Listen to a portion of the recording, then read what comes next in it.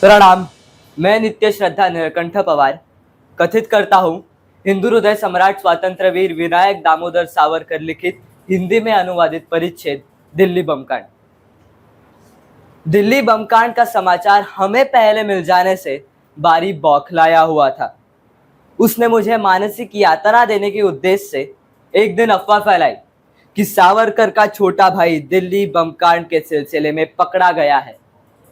वास्तव में यह असंभवनीय बात भी नहीं थी, क्योंकि उस प्रकरण में नारायण को बहुत कष्ट उठाने पड़े थे। किंतु उस समय यह समाचार सुनकर मुझे धक्का लगना, यह सही बात जानने की उत्सुकता होना स्वाभाविक ही था। दोपहर को सुपरिटेंडेंट आया तो उसने भी कहा, क्या तुम्हारा छोटा भाई भी गिरफ्तार हो गया है? मेरे उत्तर से पूर्व ही पास खड़ा बारी कुटिल हास्य के साथ बोला, अब तो वह भी यही आ जाएगा। बारी को इस तरह के निर्लज्ज व्यंग करने की आदत थी, अतः मैंने उसे करारा उत्तर देने के लिए तपाक से कहा, वही क्यों, हिंदुस्तान का कोई भी आदमी पकड़कर यहाँ की जेल में भेजा जा सकता है। आज तो तमाम हिंदुस्तान आयरलैंड की तरह विशाल जेल खाना बना दिया गया है।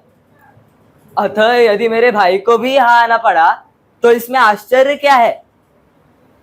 मेरे इस उत्तर तथा आयरलैंड पर किए गए व्यंग को सुनकर बारी खिसिया गया, क्योंकि वह स्वयं आयरलैंड का निवासी था। सुपरिटेंडेंट ने कहा, वह यहाँ आएगा या नहीं ये मैं नहीं जानता, परंतु तुम्हारा भाई बहुत डरपोक मालूम होता है। मैंने उससे बात निकालने के लिए पूछा, आपको वह डरपोक किस प्रकरण से लगता है? उसने बताया कि उसने दिल्ली बमकांड का समाचार सुनते ही पुलिस प्रमुख को तार भेजा कि मैं इस समय कलकत्ता में हूं। यह इसलिए सूचना दे रहा हूं कि कहीं आप मुझे बाद में इस बमकांड में न फंसाए। मैंने कहा, तब तो वह पूरे कलकत्ता में सबसे चतुर व्यक्ति है। यद्यपि उसने बम नहीं फेंका, किंतु यदि उसने फेंका होता तो भी तार भेजकर पुलिस को चकमा देना ही चाहिए था।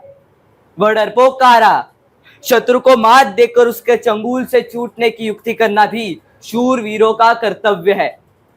मेरा मुंह तोड़ उत्तर सुनकर सुपरिटेंडेंट चौंक गया तथा वहां से चुपचाप खिसक जाने में ही उसने अपना भला समझा। मेरा अनुज नारायण सावरकर न जाने कैसी कैसी यातनाओं से गुजर रहा होगा। मैं इसी चिंता में मग्न हुआ और कह उठा, देशभक्ति का यह व्रत हमने आवेश या अंधता में नहीं लिया। ये बात सोच समझकर इतिहास रूपी सूर्य के प्रकाश को साक्षी करके लिया है। पति के निधन के बाद पत्नी पति के चिता में स्वयं को जलाकर सहगमन करती है। इसे हम सती का संकल्प मानते हैं। देशभक्ति भी इसी प्रकार सती धर्म की तरह पावन है तथा इसे हम जीवन पर्यंत पवित्रता व दृढ़ता के साथ निभाएंगे। धन्यवाद।